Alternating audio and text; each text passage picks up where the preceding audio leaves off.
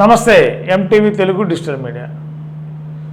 YS Jaganmohan Reddy గారు విజయవాడ పర్యటన తర్వాత విజయవాడలో జరిగిన రాయి ఘటన తర్వాత గణనీయంగా ఆంధ్రప్రదేశ్లో వైఎస్ఆర్సీపీకి పొలిటికల్ మైలేజీ పెరిగిందనేది వాస్తవం.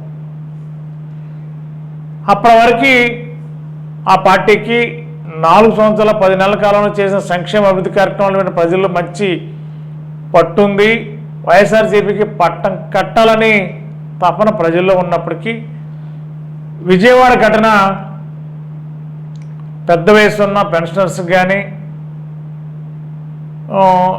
ఒక సెక్టర్ ఆఫ్ పీపుల్స్కి జగన్మోహన్ రెడ్డి గారి పైన సానుభూతి, ఇంత మంచి చేస్తున్న జగన్మోహన్ రెడ్డి గారి పైన ఇలా రాళ్ళ దాడి ఏంటి, ఇది టీడీపీ కుట్ర అని కొన్ని గ్రామాల్లో బహిరంగంగానే చర్చించుకున్నారు. మరి టీడీపీ రాజకీయ చరిత్ర లేకపోతే టీడీపీ అధినేత చంద్రబాబు నాయుడు గారు రాజకీయాల్లో వచ్చినప్పుడు పదవుల కోసం ఎలాంటివి చేశారనేది ఈ ఆంధ్ర రాష్ట్రంలో ప్రజలందరూ కూడా తెలుసు. కాబట్టి జగన్మోహన్ రెడ్డి గారి మీద దాడి జరిగినప్పుడు ఈ ప్రజలంతా కూడా వారి కుటుంబాల్లో జరిగినంత ఫీలింగ్లో ప్రజలు ఉన్నారంటే మరి జగన్మోహన్ రెడ్డి గారికి రోజు రోజుకి పొలిటికల్ ఇమేజ్ పెరగడమే కాదు, ప్రజల్లో ఇంకా సానుభూతి, ప్రజల్లో ఇంకా మమకారం పెరుగుతుంది.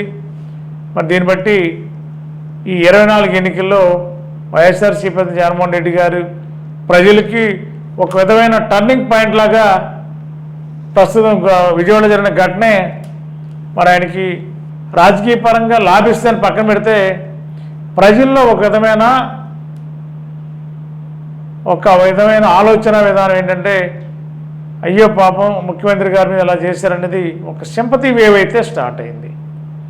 మన సింపతి అనేది కంటిన్యూ అయితే ప్రతిపక్షాలు పత్తా లేకుండా పోయే పరిస్థితి కూడా ఉందని చెప్పి ఆయా గ్రామాల్లో మహిళలు వృద్ధులు అంటున్నారు.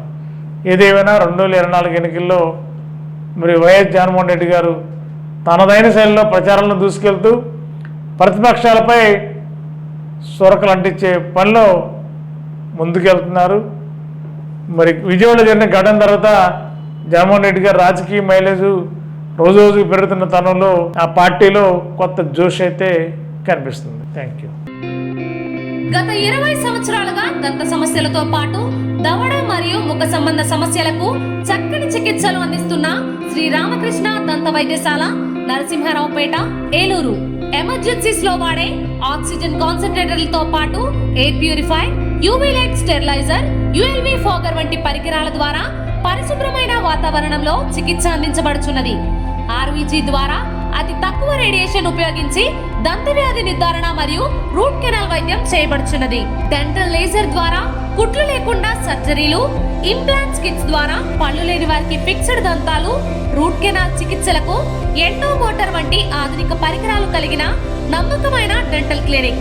అత్యంత ప్రామాణికమైన ఆటోక్లావింగ్ పద్ధతిలో శుభ్రపరిచిన ఇన్స్ట్రుమెంట్స్ వాడడం మా ప్రత్యేకత.